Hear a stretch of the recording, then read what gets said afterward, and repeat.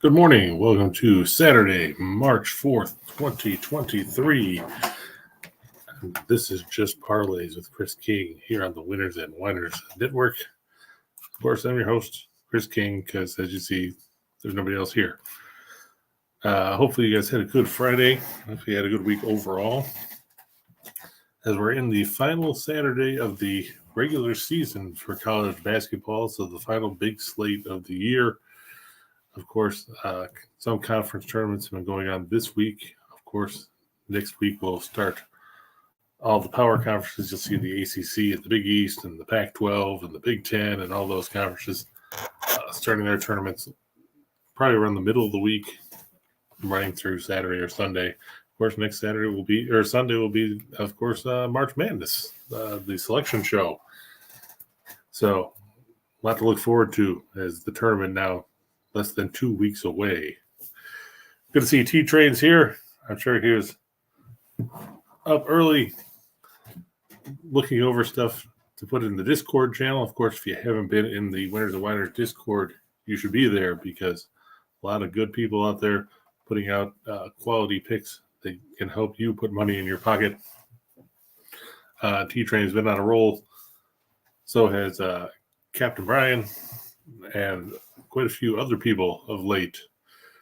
So check out the Discord if you have not already, because, hey, there's a lot of good people there. And we have a lot of fun, especially now that we've dealt with some troublemakers. So check it out, get involved, and have fun, because that's what it's about. What did we see yesterday in sports? Well, probably the game of the day, if you missed it, and if you missed it, that's too bad because it was a really good one, was a quarterfinal matchup in the Missouri Valley where Belmont and Indiana State just decided that they were going to turn the game into a track meet. Now, this is a game we talked about on the Discord yesterday. The first meeting between these teams was 89-88 in favor of Belmont. This time, it was 94-91 in favor of Indiana State. Cooper Neese hitting 9 of 11 from three-point range, including the go-ahead three with 1:26 to play.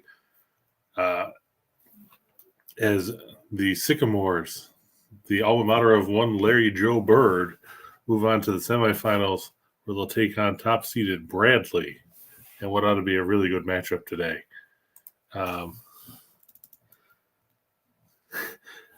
T-Train saying he's taking Baylor -7 and buying the hook because he just wants that half a point.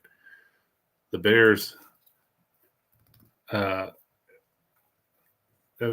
in that ultra-competitive Big 12 today will take on, let's see, because I know I looked at the game last night, but it's still early yet, and my caffeine hasn't kicked in. Baylor taking on Iowa State. A game at the Farrell Center at noon. Iowa State, a team that's been reeling. They lost to West Virginia the other day, 72-69. The Cyclones have lost 4 straight, 6 of 7, 8 of their last 10. Losing their third leading scorer, Caleb Grill, the other day. He was dismissed from the team. He said he's been battling mental illness. But we wish him well in his return or in dealing with his issues. And hopefully, he can get back to playing basketball somewhere, because I don't think he'll be playing college anymore at this point. But I think it's a sound pick. I like Baylor. They play good defense. Todd says the Cards look weird going against the public, and the NBA sucks. Yeah, that's true. The NBA has been very flukish lately. I know T-Train will tell you he hates the NBA. The Pelicans were up, 14 after the opening quarter last night, and then forgot to play basketball the rest of the game. We saw Boston last night blow a 28-point lead, the largest lead to blow this season, to lose by 10 to the Nets. We saw Sacramento win another high-scoring game. Wasn't quite as high-scoring as the last game they had with the Clippers, but they still pulled out a 128-127 victory. What else we see this week? We saw Kevin Durant make his Suns debut. He's now played 2 games for Phoenix. They blew out the Bulls last night, 125-104. That was a game that a lot of people were worried about because the line was originally Phoenix by 6, and all of a sudden it moved to Phoenix by 3.5. And no one really figured out why, because, Durant played and Devin Booker played and Ayton played and everybody else played. But it was just one of those weird things where maybe they thought somebody was going to be a scratch and then didn't scratch. I know Durant was on a minutes restriction, didn't really matter. We saw Julius Randle hit a ridiculous off-balance 3 with half a second or so left after the Knicks blew a double-digit lead to come back and beat Miami. Randle had 43 in that one. Then we saw some games that weren't really surprising. I mean, Orlando beat Charlotte. I was high on the Magic in that game yesterday because with no LaMelo Ball, who are you worried about on the Hornets? I mean, let's be honest. Charlotte's gone nowhere this season. They're not going to go anywhere afterwards. Todd says he likes Providence. Yeah, I like Providence too. Seton Hall's a team that's been going south for a while. I know everybody was high on Shaheen Holloway when he coached St. Peter's last season. But this is a Seton Hall team. They've lost 5 of their last 6, and, their one win in that stretch was a home win over Georgetown. And when your only win in a 6-game stretch is over a team that is the doormat of the Big East, you got problems. This is a team that earlier in the year, they beat Rutgers. They beat Memphis. They beat Connecticut at home by 1. They beat St. John's twice. But, lately lost by 13 at home to Creighton, lost by 4 at Villanova, lost by 9 to Connecticut 2 weeks ago, lost by 22 at home to Xavier, and then lost by 4 to Villanova again earlier this week at home. Nobody's talking about Seton Hall making the tournament anymore, like they may have been, at the start of February when they were sitting 15-9. Now they're 16-14, and headed the wrong direction at the wrong time. Morning, John. Good to see you. Hopefully things are going well with you as well. Timmy saying, how can you not take Bama with the points? Well, I mean, that's true. I mean, Alabama, but don't count out Texas A&M. I'm not saying A&M is going to win this game, but playing in College Station at the Reed Arena can be challenging. Texas A&M, they were 6-5 after losing at home to Wofford back in late December. They've gone 16-3 since. Their 3 losses were at Kentucky, at Arkansas, and at Mississippi State. But at home, they've taken down Tennessee. They've taken down Auburn. They beat Missouri by almost 20 points. So, I mean, Texas A&M, Buzz Williams has done a good job with that team. That's going to be a really good game. I could see going with Alabama with the points. The question is, can they get somebody other than Brandon Miller to do something? Because that's been a big problem lately. And they can't afford a slow start like they had against Auburn because Texas A&M is a team that can actually, do something on offense. Can't really say that as much about the Tigers. T-Train says his alma mater, UConn, gets Villanova. Who thinks the shoe is ripped off Cinderella today? Well, Villanova, they played better now that Eric Dixon has been back in the mix. They at least get the game at home. Or I'm sorry, not Eric Dixon, Justin Moore. He hasn't played a ton, but he's been useful in his minutes. I just don't know what to make of Villanova. They've won a lot of close games. Like I said, we were just talking about Seton Hall. Both their wins over Seton Hall were by 4 points. They beat Xavier by 1 because the Musketeers missed a layup in the final seconds and played terrible basketball in the second half of that game. They rely a lot on defense, and I mean that's pretty much a standard for them.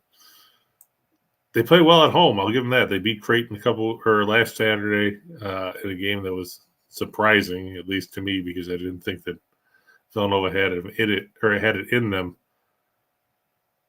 But this is a UConn team. They started really well. They had that horrible stretch in January, where they had lost 6 of 8. But they bounced back with 7 wins in their last 8 games, and some of them haven't even been close. They beat Marquette by 15. They beat Providence by 18. They beat DePaul by 29. They took down St. John's on the road last week by 9. I think it's going to be a tight game, but I think that the advantage that UConn has on the glass with Sonogo and company, they lead the nation in offensive rebound percentage, rebounding more than 39% of their misses. I think that's going to be a big factor here. And the fact that they actually shoot free throws, because there's a lot of teams out there that don't. And we've talked about it before. They won't leave points on the floor for Villanova to come in. Michigan State, 7.5 is a lot for a game that's probably going to be a lower scoring game. Ohio State has been one of those weird teams where, they play good basketball for stretches and then, they only play well when you bet against them just to piss you off like they did with Maryland the other day and Illinois the game before that. But you look at those 2 wins, but prior to that, they had lost 14 of their previous 15 games, including to Minnesota, who we know has been a doormat all year long, unless you're Rutgers, who forgets to play defense in the last minute of a game. But I think T-Train's right. I think Ohio State does just enough to lose, or as former Bills coach Kay Stevenson used to say, they did enough to steal defeat from the jaws of victory. You look at Ohio State's numbers, and there's nothing impressive about it. They don't force turnovers. They don't really have much of a perimeter game. And there's not a whole lot to like about them. You look at their losses, like T-Train said, they stuck around, but they lost. They found ways to lose. In that stretch where they lost 14 to 15, they lost to Purdue by 2, Maryland by 7, Minnesota by 3, Rutgers by 4 in overtime, Nebraska by 3, Illinois by 9, Wisconsin by 5, Michigan by 8, Northwestern by 6. Penn State by 4. And there are a few blowouts in there as well, but it's a lot of close games to come up on the wrong end of. And it's hard to see them magically turning it around again here, especially going to Michigan State and playing at the Breslin Center. The Spartans play pretty good basketball at home, and they bounced back from that weird game against Iowa to take down Nebraska on the road Tuesday. But you look at Michigan State, and this is a team that's still trying to help galvanize the community up there after the shooting a few weeks ago. We saw that when they blew out Indiana. The Spartans 11-2 at home. In case you're wondering, Ohio State 1-9 on the road. They're 1-9 on the road against the number. Neither one of those inspire much in the way of confidence.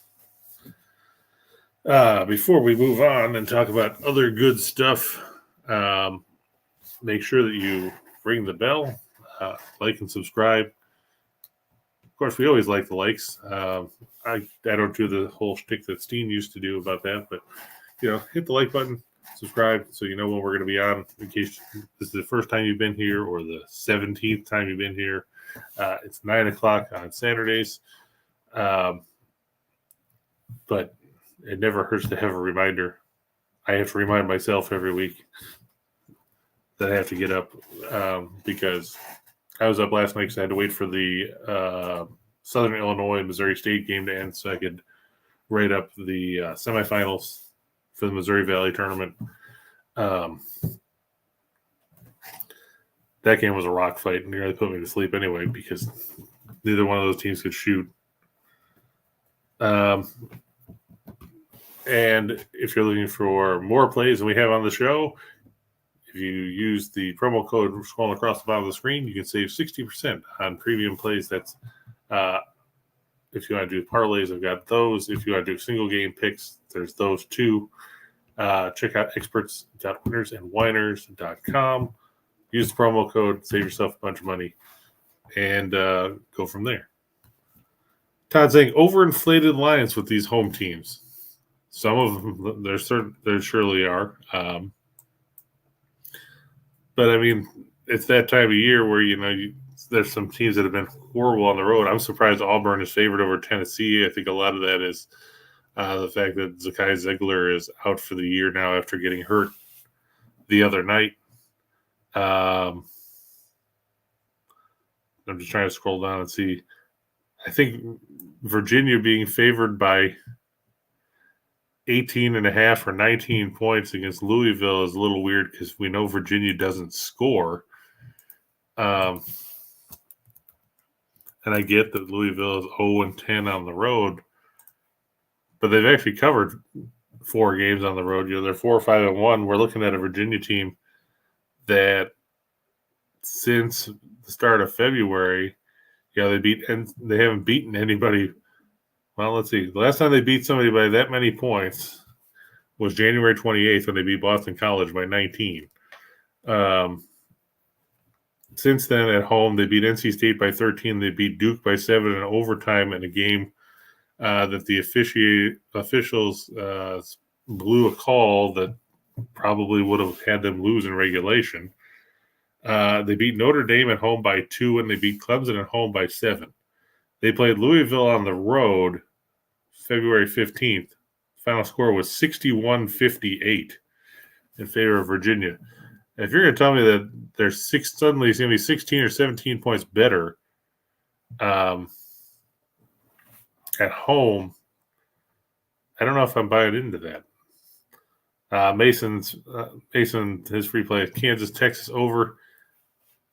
Yeah, I mean, it's the Big 12. They play basketball for the most part the way they play football.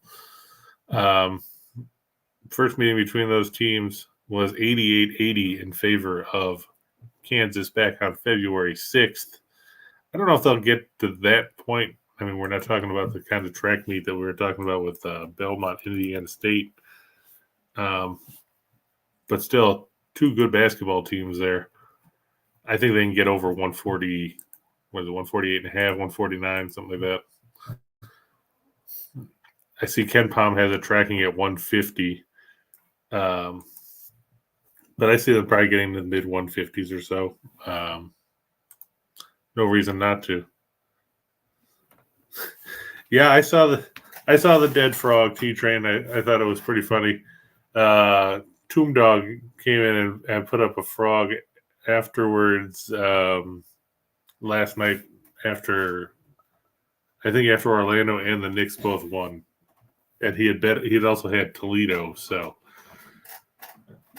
I think he put one up too, and then said he'd never do it again.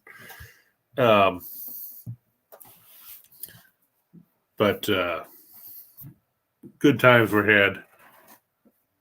It was too bad that UNC Asheville ended up pushing because then you didn't get to put in the Indiana State game because that one was an easy cover the way it went. That game was 49-44 at the half. And at halftime, I said that they could just keep playing like that. And like we were talking in the Discord yesterday, I said the first team to 90 wins. And turned out both teams got there.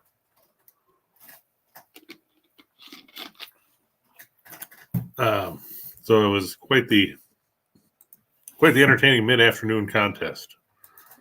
NHL trade deadline was yesterday too. So not much of substance happened because all the big trades took place earlier in the week and the week before. So the home stretch for hockey, the NBA's in the home stretch for the regular season as well. Both seasons have, about 6 weeks left before we get to the playoffs. So it'll be interesting to see how some of those things pan out. Just looking real quick before we get into the plays for the day. The NBA playoff picture. The Wizards hold the last play-in spot in the East. They're 2 games ahead of 11th place Chicago, Indiana 3 back. Orlando is now suddenly only 4 back.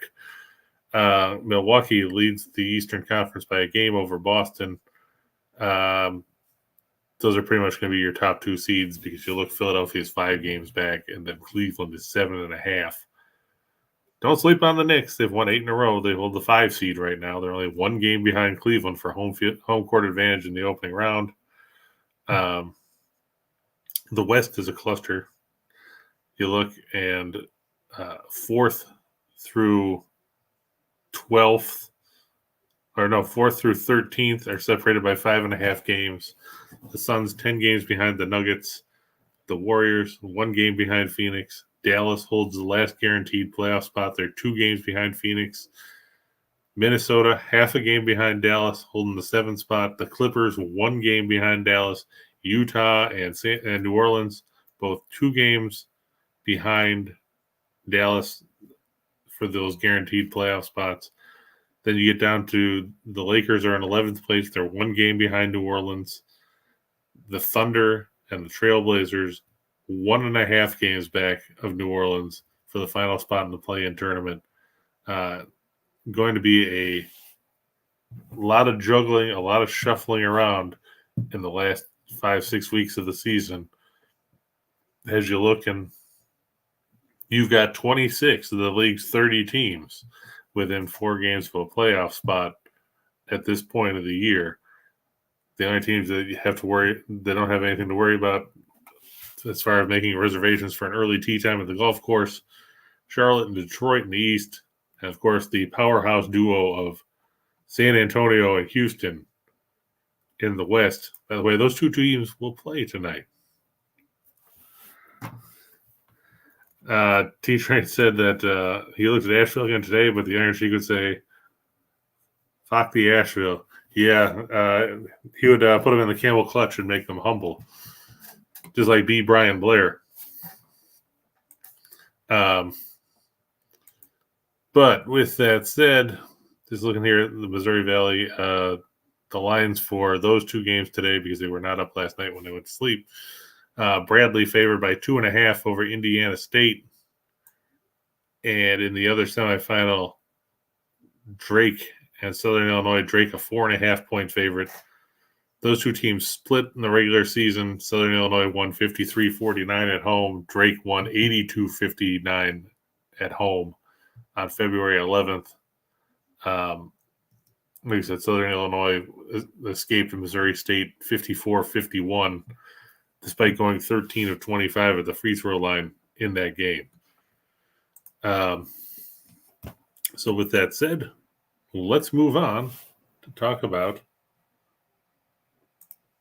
3 for the money. Why not? Got some fun numbers up there. I didn't put up the money lines on some of these because the spread is bad enough. But I expect these teams to put together solid performances, and their opponents are doormats. So let's take a look.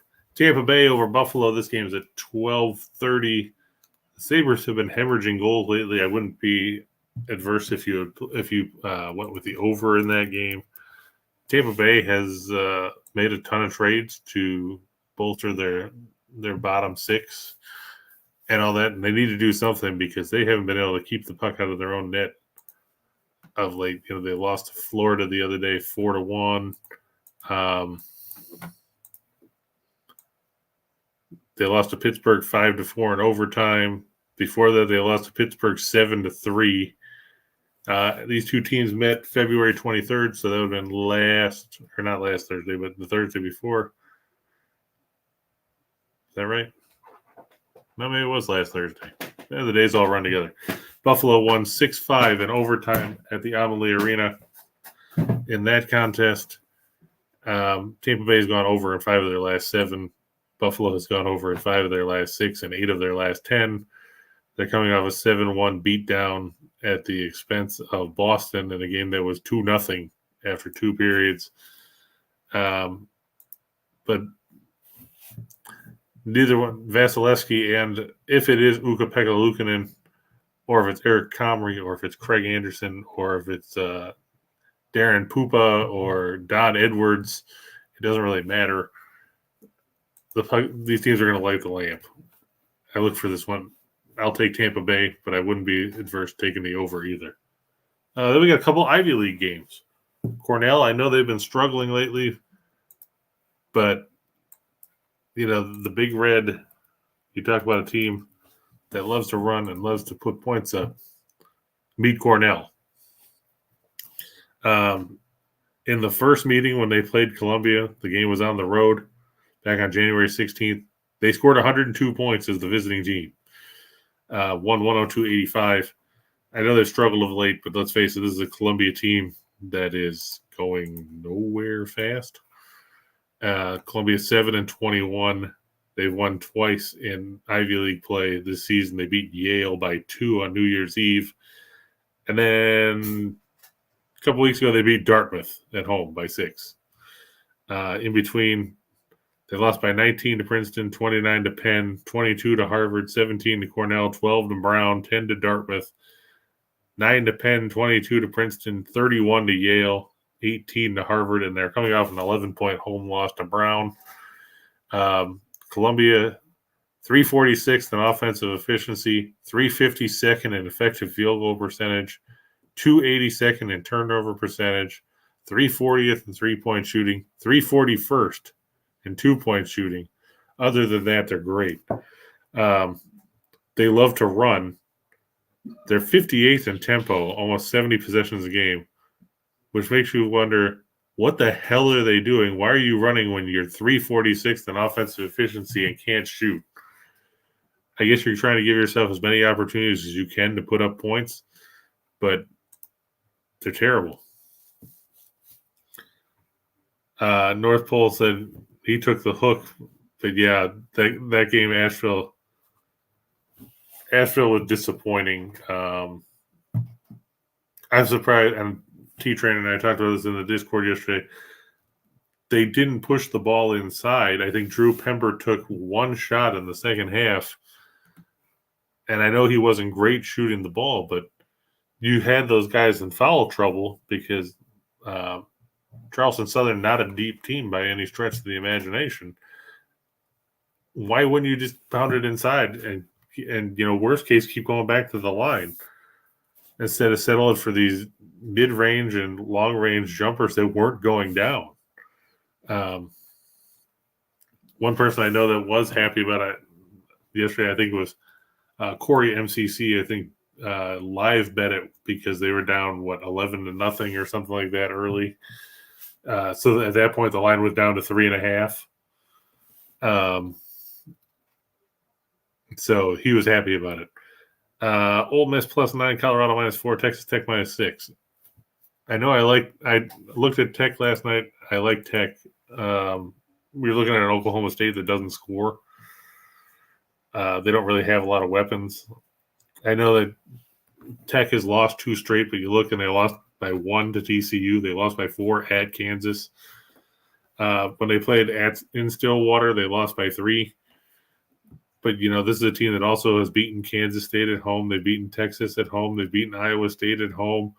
Oklahoma State comes in with, 5 straight losses? And they've kind of hemorrhaged points because you look in the last 5, they gave up 87 to Kansas at home. They gave up 73 to Kansas State at home. They gave up 74 to Baylor at home. Their 2 road games in that stretch, West Virginia torched them for 85, and TCU hung 100 on them. Now, those aren't numbers that you want to see. And, the metrics will tell you that Oklahoma State's still playing good defense. But I got news for you. When you give up 100 points and you gave up 85 in 3 straight games, you're not playing good defense. They don't have a lot of size. They got Musa Sisse from when he transferred, and he's not even playing 20 minutes a game. I think Texas Tech, I think O'Banner and company take care of business in that one. Ole Miss taking on Missouri. First meeting, they lost by 12 at home. Let me see. I haven't looked at Ole Miss's road splits lately. And Missouri has been a team that's, they play well at home, but they're streaky. They're 15-3 at home. Ole Miss 2-8 on the road, 4-6 against the number on the road. 9 points is a lot, though. I mean, you're looking at what Missouri's done lately. They struggled to beat LSU on the road. They beat Mississippi State by 2 in overtime at home. They lost to Texas A&M. Yeah, I could see being semi-comfortable with taking 9 with Ole Miss, because you look at home lately, they pushed against the line against LSU when they were favored by 10. They didn't cover against South Carolina when they were favored by 15. They lost outright to A&M. They didn't cover against Mississippi State when it was 3.5. So their last home cover was back on January 28th when they beat Iowa State in the SEC Big 12 Challenge. They won by 17 as a 1-point underdog. So I can see that. Colorado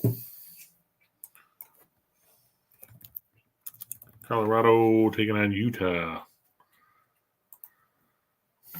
I don't understand what Utah's problem is. Everybody thought they were going to be decent. I guess, if you want to say 17-13 is decent. I don't. They've lost 4 in a row. Granted, they hung in against Arizona State and UCLA and USC. They lost by 13. But give Colorado credit. They only fell to UCLA by 4 the other night. So they covered the line there. They lost by 11 at Utah back in mid-February.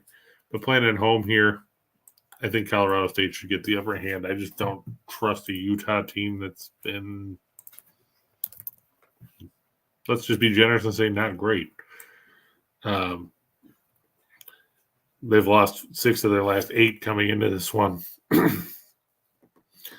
And they're not a great road team. I can see Colorado winning by 6 or 7. Good to see you, Skillwell. There's Captain Bry.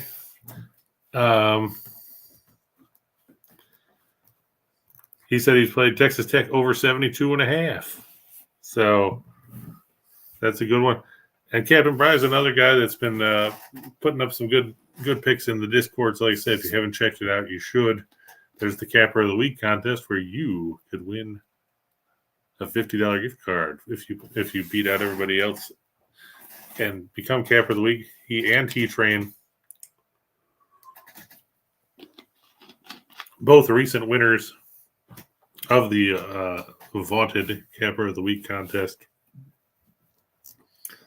So, like I said, make sure you check out the Discord. North Pole asking about Kentucky and USC. T-Train, what do you think about Kentucky? They're going to Arkansas. The Razorbacks, another team that's wildly inconsistent. They play decent at home. They struggle on the road. They beat Kentucky by 15 at Rupp Arena on February 7th, but the Wildcats have played better basketball of late until they lost to Vanderbilt the other day. They had won 4 in a row. They beat Mississippi State. They beat Tennessee at home. They beat Florida on the road. They beat Auburn and beat the brakes off Auburn last week. But then they turned around and lost to Vanderbilt. It's going to be an interesting one. I think that, if it's +5, I could see hanging it with Kentucky. I saw a few books where it was 4.5. But I agree with T-Train. I wouldn't necessarily chase it, but I think that Kentucky, they have the potential to steal it because outside of Ricky Council, I don't know how much anybody has faith in The rest of the Razorbacks, it's not like last year when you had Note and all those guys.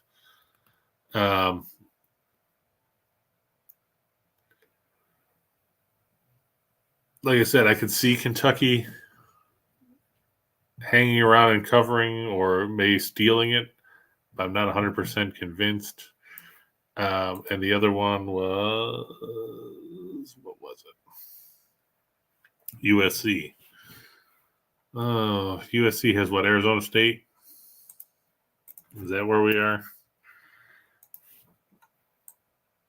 I think they should beat Arizona State. I don't like Bobby Hurley's team. I never have liked Bobby Hurley. I didn't like him when he was in Buffalo. I didn't like him when he was at Duke as a player. I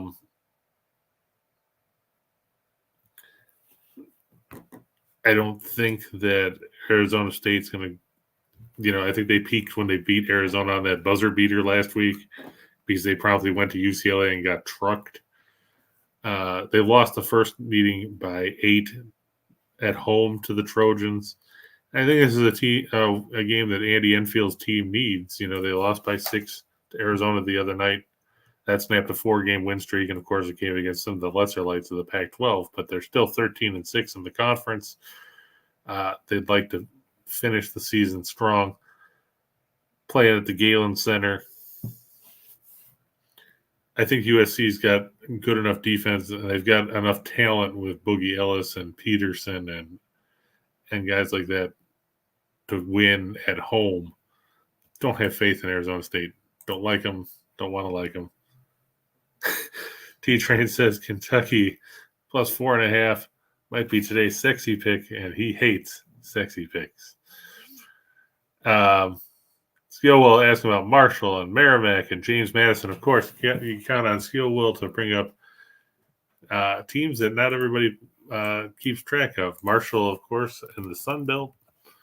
So is Madison. Merrimack playing up in the conference that nobody pays a ton of attention to. Marshall, I will say this. They pissed me off last week when they lost to Old Dominion in the regular season finale in a game where they were ahead at the half and then forgot to show up. With that said, if you're looking for a team that does not match up with Marshall, it's Texas State.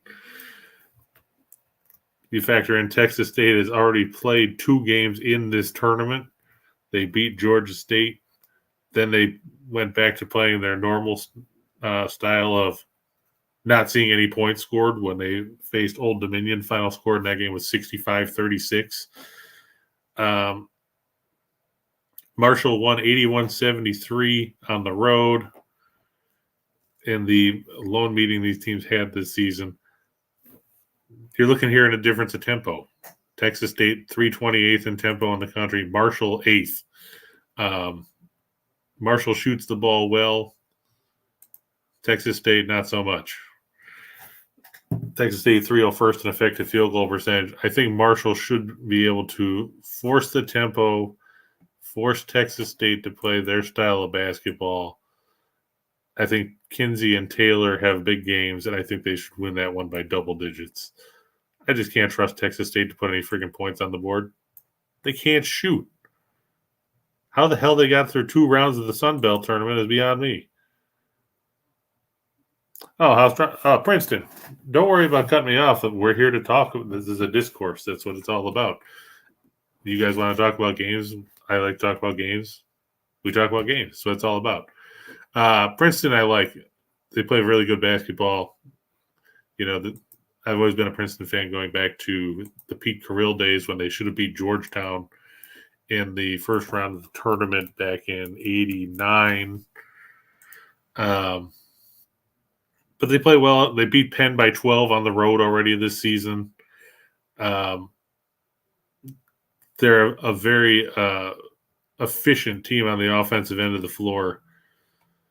And Penn, Steve Donahue, I got to give him credit. His team's won 8 in a row, but one of those games was against Hartford, and one was against Columbia, and one was against Dartmouth. And I know you have to beat who you play or who's on the schedule, but could you put some better teams on the schedule? I think that playing at home works in Princeton's favor, or works in Princeton's favor, and I think they take that one pretty solidly. I think they'll win by 7 or 8. I just like the way that Princeton plays, and they're not intimidated by Penn and the mystique that runs through the Palestra because that game's not there.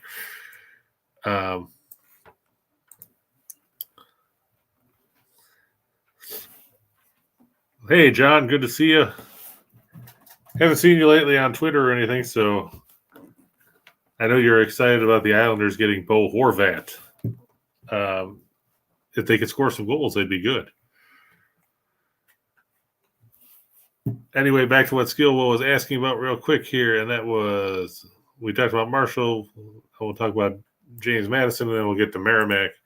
James Madison, the Dukes. They get Troy today. That's going to be a tight matchup for sure. The Dukes played good basketball from late January on. They've won 8 of 10. Their 2 losses, a 3-point defeat at Georgia Southern. Then they lost by 9 to Marshall in a track meet. They beat Troy by 2 in overtime on the road in their lone meeting back on January 19th. I expect another high scoring, maybe not as high scoring as that one, but I expect both teams to put up some points.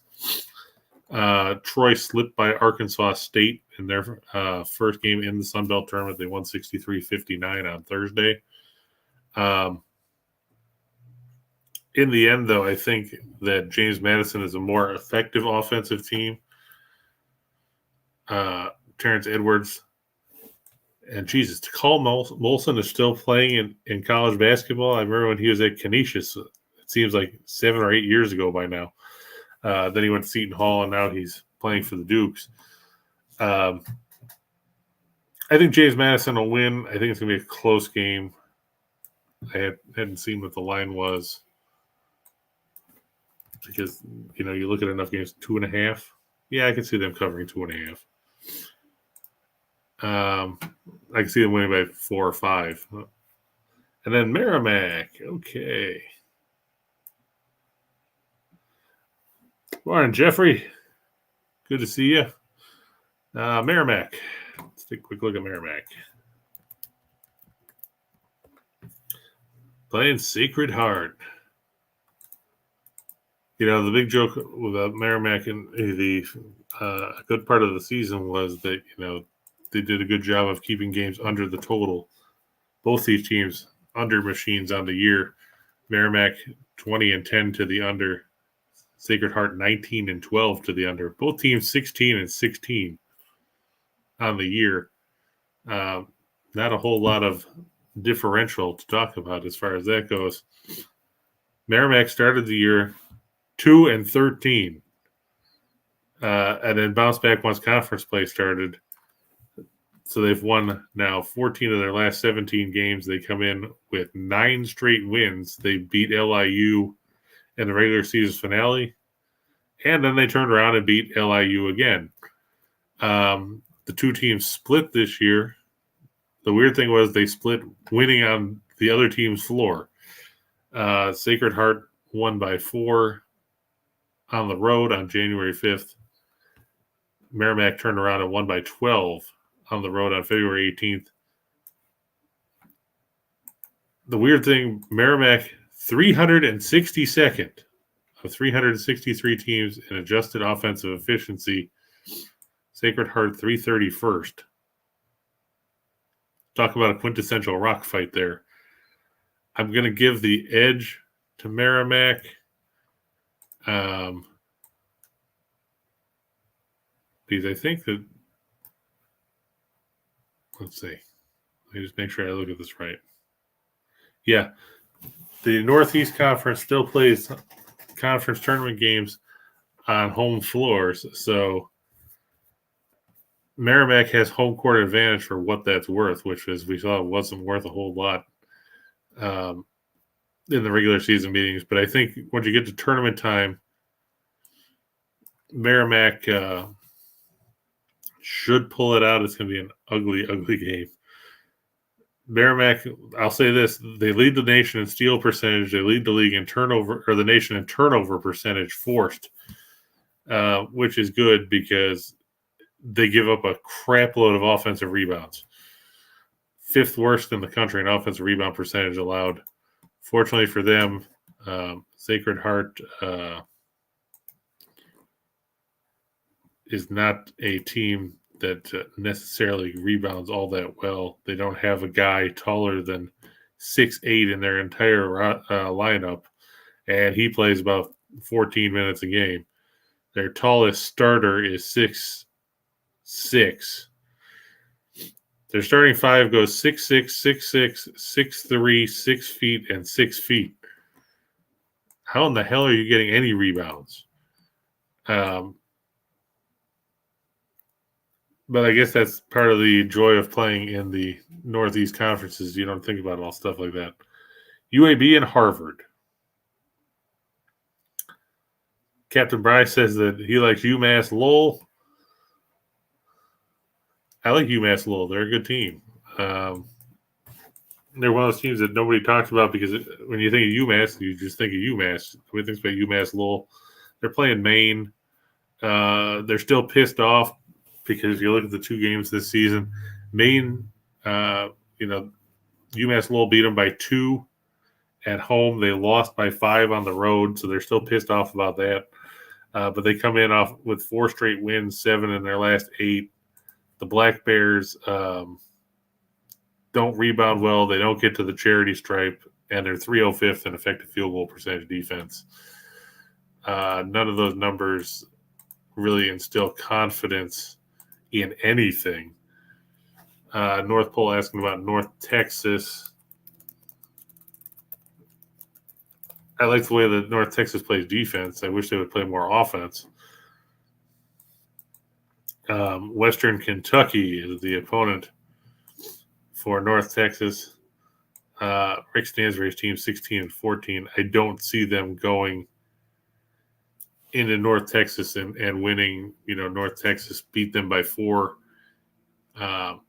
in Bowling Green earlier this year. I mean, give Western Kentucky credit. They've got some good players. You got Davian McKnight, Jarris Hamilton. They don't get a lot out of Jamarian Sharp, which makes no sense. You got a guy that's 7'5". Why don't you freaking use him?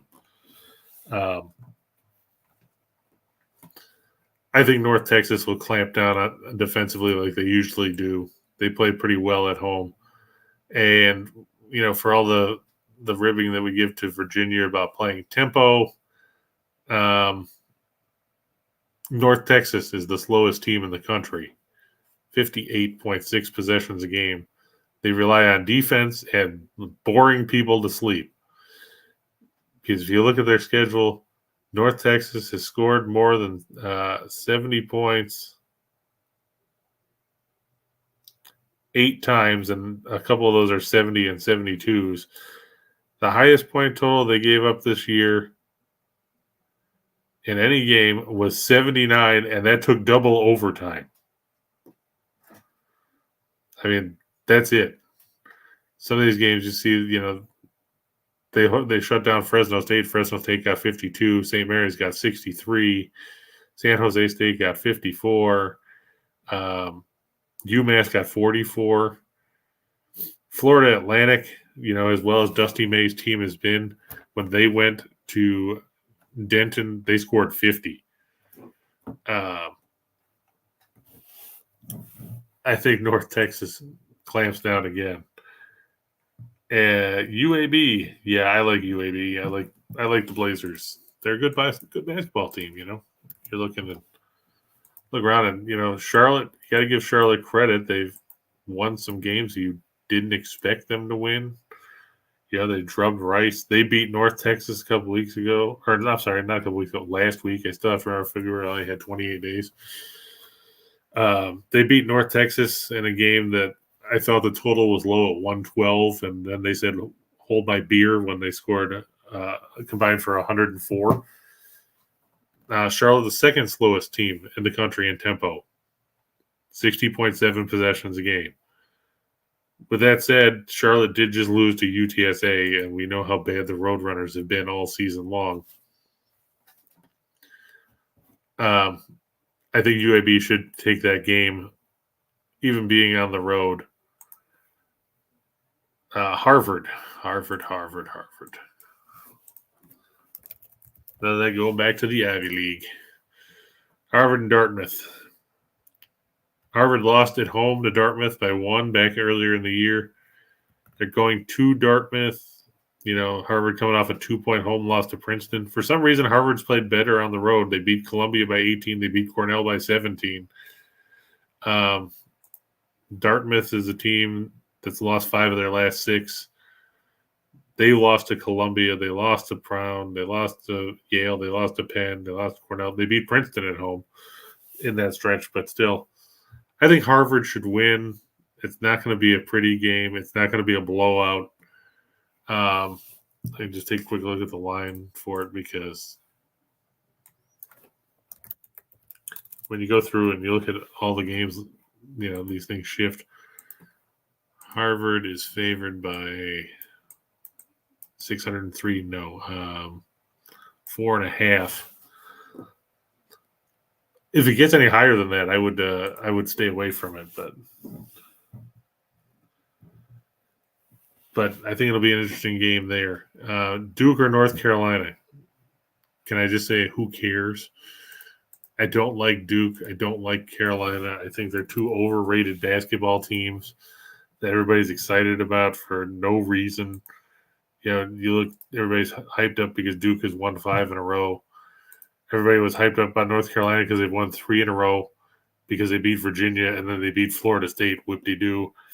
And they beat Notre Dame by 4. The game's at the Dean Dome. I get it. It's senior night. It's, of course, you play your biggest rival of the year, the Tobacco Road rivalry.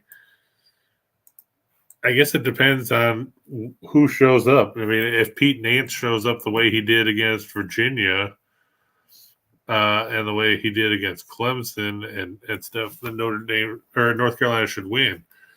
If the Pete Nance that shows up that's shooting 32% from 3 all year long, then Duke's in good shape. And that's the problem, is North Carolina has had terrible perimeter shooting all year. You look, Caleb Love is 68 of 220 from 3. RJ Davis is 52 for 155. Nance is 31 of 96. Leaky Black is probably one of the most useless offensive players there is in college basketball. He can't shoot to save his life. But he gets a ton of minutes. North Carolina is not a deep team. You look at their starting 5, and then there's a bunch of guys. Puff Johnson plays 12, 13 minutes, and everybody else goes down from there. The one advantage they have over Duke is, Duke's best players, Filipowski and that, are freshmen, because it's the Duke machine of churning out a new roster every year where there's 317 McDonald's All-Americans sitting on the bench. They are deeper than North Carolina. I'll give them that. They've played good basketball of late, but 4 of those 5 wins that they've had in a row were at home. Their one road win was over Syracuse, who is a team that's quintessentially on the bubble because they can't figure anything else out. Marlo saying, let's go Pitt. Yeah, Pitt battling for the top seed in the ACC if they can beat Miami today. I know they're a 6 or 6.5 point underdog. After watching Miami blow that game against Florida State last week, I'm feeling fairly confident if you're Pitt going into that game. I know you're going on the road. I know you're in a hostile environment. I know Miami's a good basketball team, but this is a team that blew a 25-point lead to Florida State and lost. I like Pitt in that one. Jeffrey saying, feeling the trifecta of unders with Drexel, North Texas, and Virginia. Well, we know North Texas and Virginia can strangle the life out of opposing teams. Drexel, Zach Spiker has done a good job with that ball club despite, having issues. And they get to play Monmouth, and we know how bad Monmouth is. The 2 meetings this season, had a combined 102 and 136 points. They did split. Monmouth won by 2 on the road or at home. The first meeting, Drexel won 67-35. Drexel 337, then tempo. They don't shoot the ball well. Monmouth runs, but they're fourth worst in the country in effective field goal percentage at 44.2%, and they turn it over on 21% of their possessions. Monmouth had that hot stretch where they won 4 straight and 5 of 6 from late January to mid-February. They're still 7-25. And I get they just hung 100 points on Hampton, but let's be honest. Myself, T-Train, Skill Will, Captain, and Jeffrey could hang 100 on Hampton because the Pirates are not good defensively. They're also not good offensively, but I digress. So with that, we can move on to for the show. Hey, look, there's Marshall. We just talked about them a minute ago. They should have no problem beating Texas State. The Bruins over the Rangers. It's an original 6 matchup. The Rangers, they made a lot of trades. Haven't really paid off yet. They lost to Ottawa the other night. The Bruins 25-2-3 at home. Hey, T-Train, you don't have to jump. It's Hampton.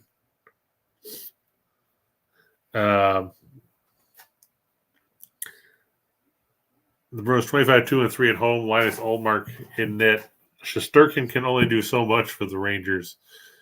And it's tough to beat Boston in Boston. The Bucks, they've won 16 in a row. I know they're going to lose eventually. I just don't see them losing to Philadelphia. The 76ers have had their issues of late. They were just beaten by Dallas in a game where they led Luka Doncic and Kyrie Irving combined for 82 points. And they've lost 3 of 4 coming in. The Bucks have won 16 in a row. They're at home.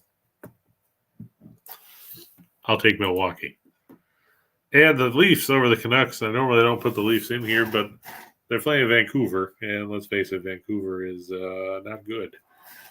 The one thing that is concerning, Matt Murray is supposed to get the start in net for Toronto. He hasn't played since January 17th. But, you know, if he struggles or if they don't clear him all of a sudden and you get Samsonov in there, even that way, you look at the fact that of the guys that Toronto rolls out there with their forwards and, you know, their defense core has been improved with the acquisitions of McCabe and Gustafson and Luke Shen. They have some grit back there.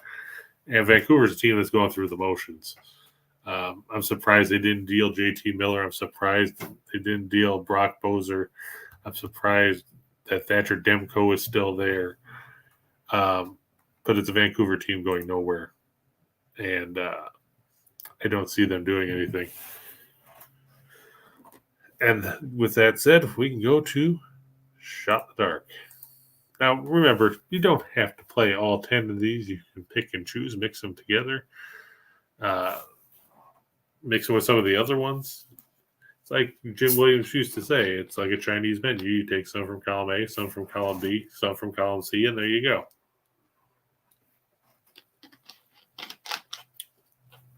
Mississippi State over Vanderbilt.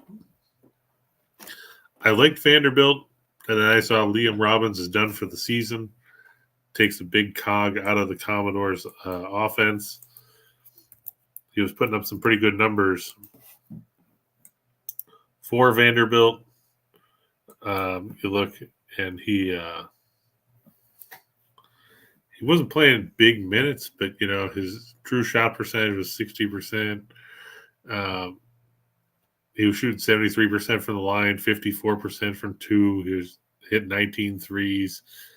But, you know, when you take a guy like that out of the lineup, and like I said, he was putting up some decent numbers. it makes things tougher for the Commodores to come up with anything because he was putting up 15 points and 6.8 rebounds a game. He led the team in both those categories.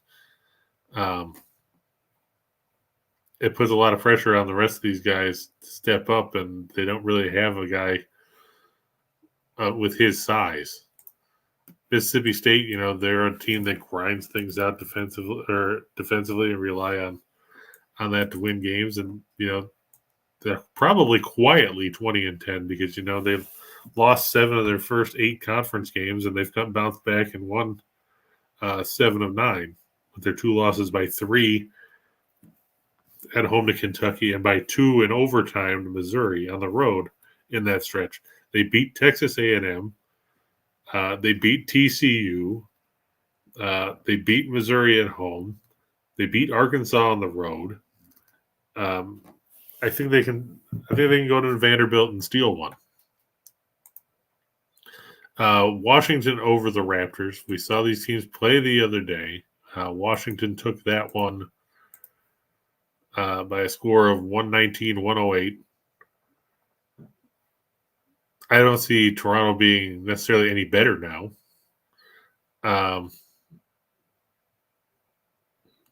The Wiz just 2 games out of first place in the Southeast Division, despite being 2 games below 500, shows how bad that division is. I mean, Orlando is 10 games under 500, but they're only 6 games out of first. I'll take the Wiz and the point over the Raptors.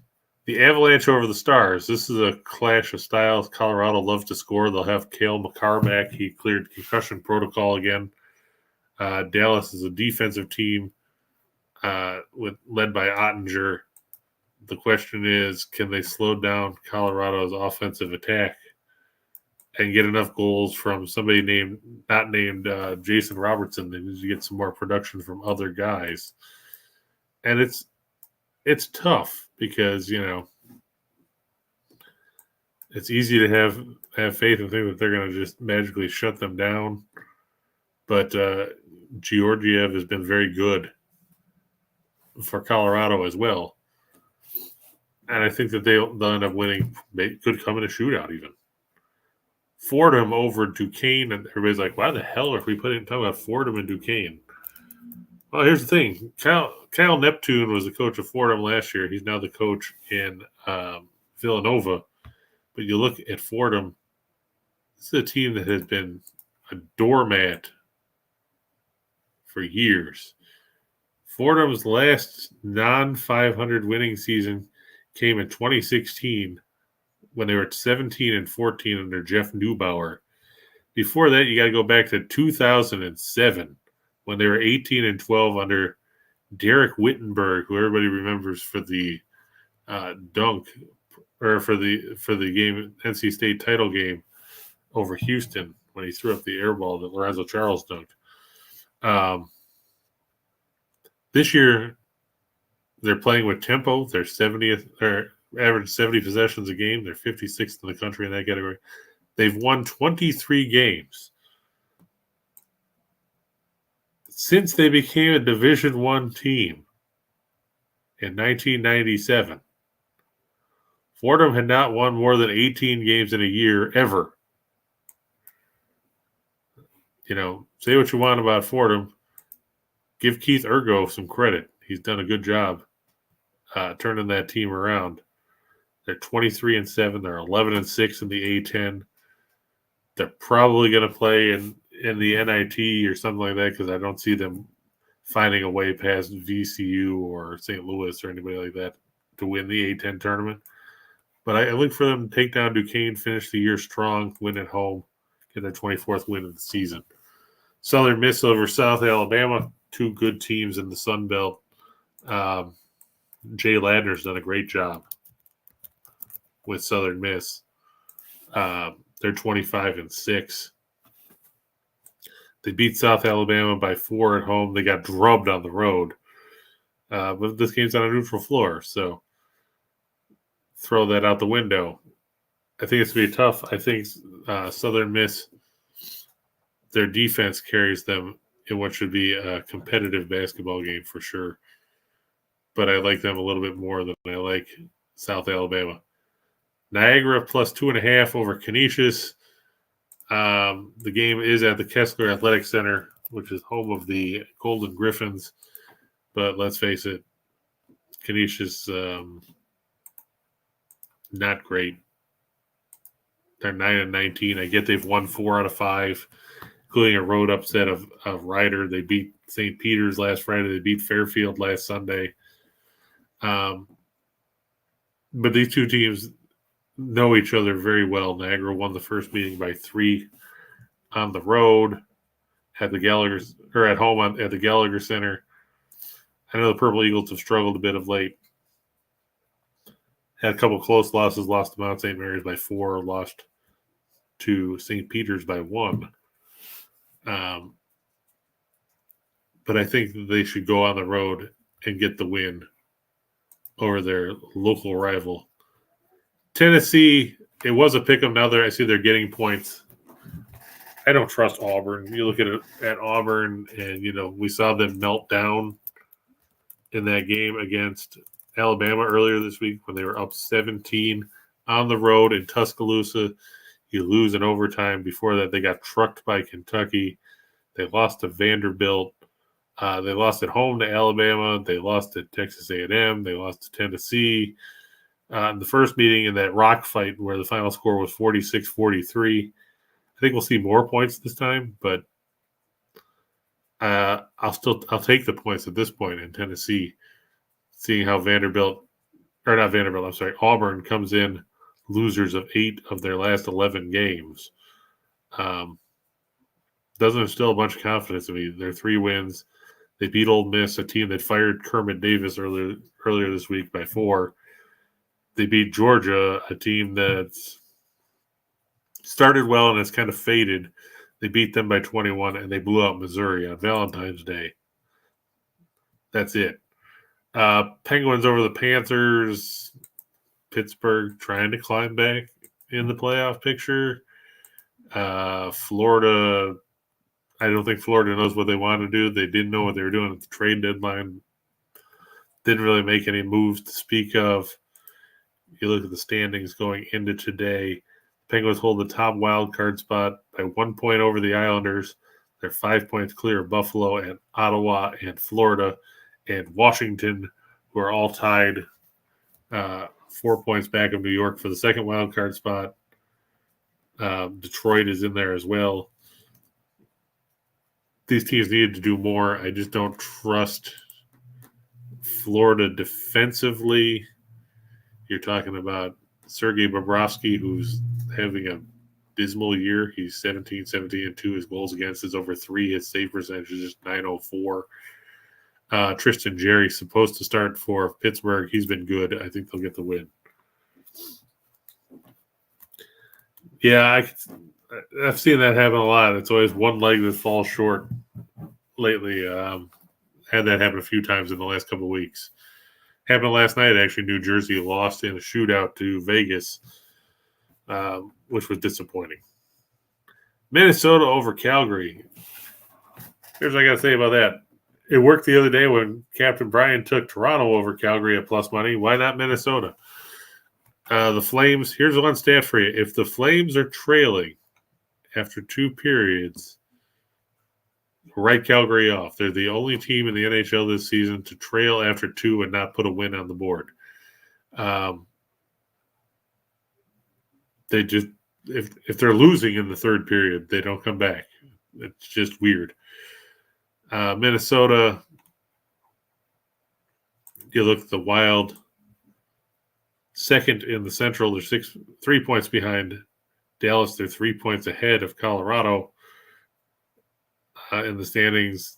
Calgary, 5 points back of Winnipeg for the second wild card spot. They've lost 4 in a row. They put up 1 goal the other night against Toronto. They tend to blow games. They lost to Boston, where they blew a game. They lost to Vegas. They blew a game. They lost to the Flyers. A few weeks ago, we saw them blow that lead against Ottawa in the third period and lose in overtime. I have no faith in the Flames. And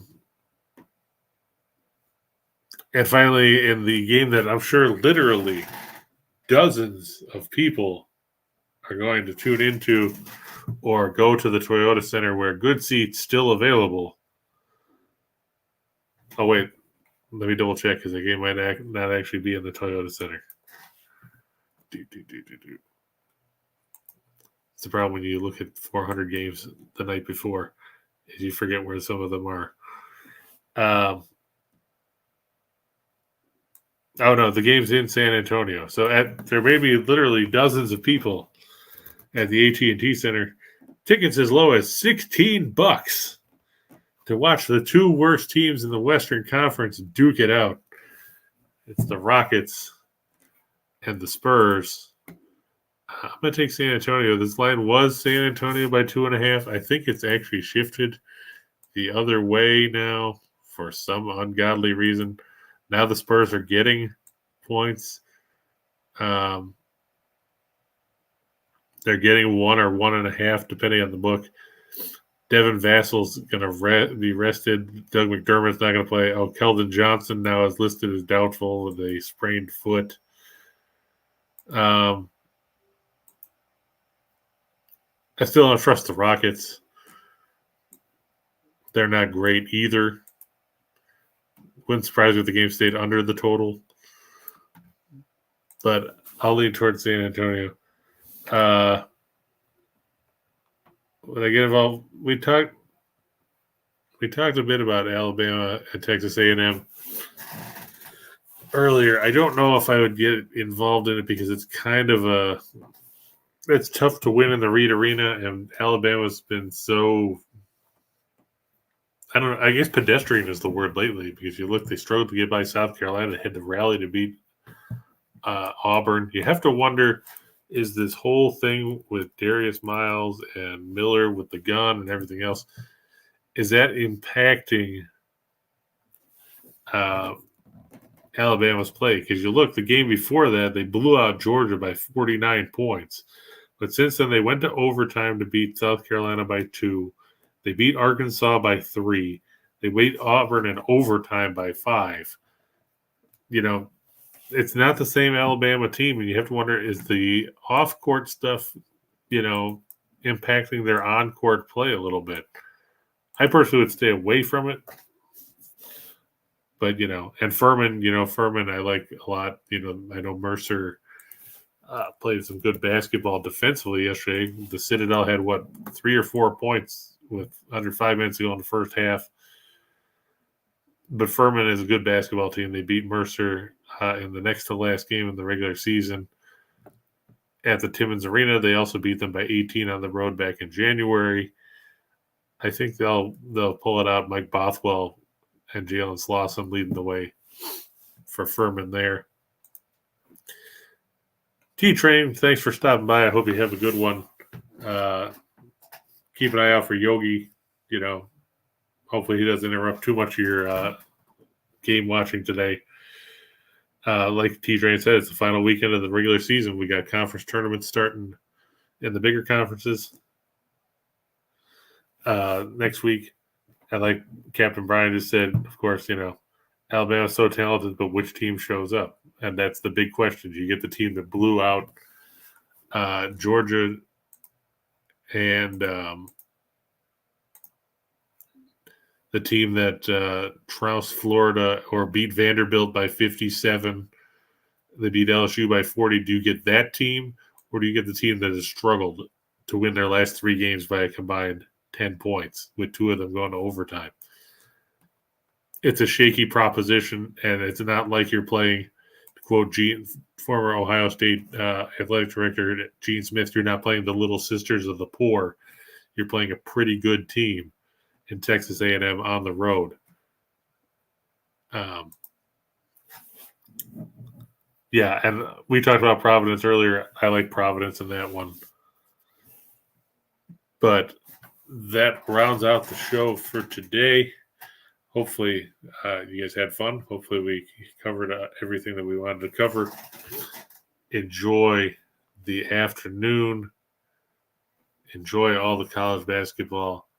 Get ready to embrace the madness, as it's only less than 2 weeks away at this point in time. Enjoy the NHL, enjoy the NBA, enjoy spring training baseball if you're watching that. Games seeming a lot shorter now with the pitch clock and everything else. Enjoy the XFL if you're still looking for football. But most importantly, have fun out there. Good luck with your bets. Don't overdo it. Don't chase bad bets. Don't try and chase your losses or anything like that. But hopefully it's a good, profitable weekend. And when we come back to see you next week, we will talk about the home stretch of the Power Conference tournaments as we get ready for March Madness. Enjoy your week. Be safe out there. Have fun. Not a whole lot else you can say about that. Like I said, make sure you like and subscribe. Hit the bell so you know when we're going to be on. If you have any questions, you can find me on Twitter. My Twitter handle's right there. And I'll do my best to get back to you. But thanks for being here, guys. I really appreciate it. Have a great day. Use the promo code for the Parlay or for premiums if you want to. It's like I said, go to experts.winnersandwiners.com. Use the promo code, save 60%. It's a good deal. For the Winners and Winers Network and for Just Parlays, I'm Chris King. We will see you next time. So long.